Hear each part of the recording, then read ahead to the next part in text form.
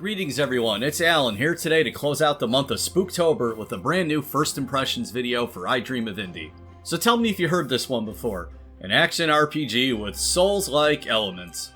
Yeah, we got another one of those today, but this time it has a unique twist. That's right, Usurper Soulbound, developed and published by Caspian Interactive, looks to change things up a bit by integrating the Usurper mechanic, a feature similar to the gameplay loop of the criminally underrated GameCube gem, Geist. Unfortunately, while a cool concept, possession mechanic didn't really make too much of a difference here for me. So I spent around 2 hours with this game, and it has some positives and negatives going for it. The first thing I want to do is praise the game for its atmosphere.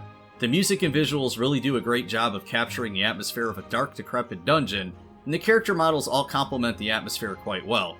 Both your players and the variety of skeletons and monsters you fight all have distinct animations, which for a genre that relies on having animations in order to time your combat, that's an impressive feat. I did have fun with this game early on, especially as you start the game searching for the great crystal MacGuffin of MacGuffining. In an instant twist, the crystal is the bad guy, as your soul is ripped from your body and thrown into a procedurally generated world within the crystal. From there you grab the dagger of the Usurper and fight a Skelly Boy and possess its body. The game establishes the gimmick early on, and the fact that the crystal mocks you for believing it would help you was a nice touch. As you progress through the dungeons and die, you can repurchase whatever new enemies you possessed in your previous run and start with that character for the next run through. I found the specific weapons that the different enemies had to actually have variety to them, and some were better than others, which is a nice touch. However, whatever monster I possessed kind of felt irrelevant, as they all kind of felt super weak. While this game has a nice look and feel to it, the combat is really repetitive, and the nature of the gameplay loop is kind of where this fell apart for me.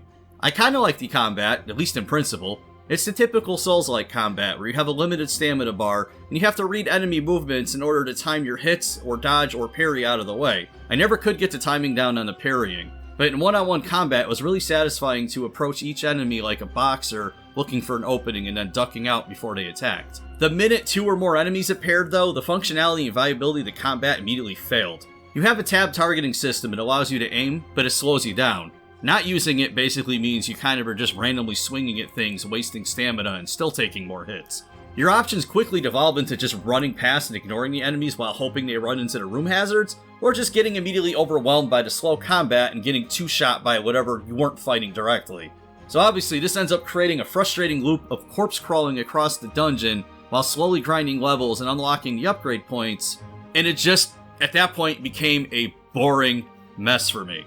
I didn't enjoy combat. I enjoyed exploration and the idea of the combat, but I just knew the minute I was in a room with 3 enemies, I wasn't getting out. And then the biggest issue with this is the Usurper mechanic is essentially a mini game where you have to line up the bar with the meter in the middle. And if you miss, you have to start over again, which when you're trying to do this while trying to do it quick enough to not get killed by said enemies, is just more infuriating. And that's what this became for me. It just became an infuriating gameplay loop, and it was boring.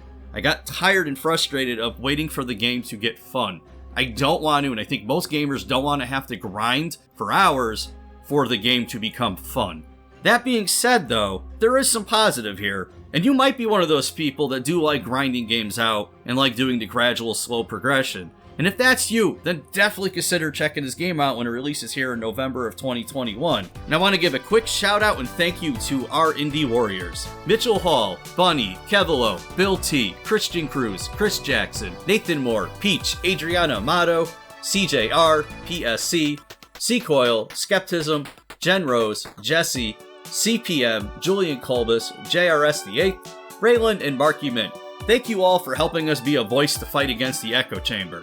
And if you want to learn how to help support the channel and become an indie warrior, check out the description beneath the video.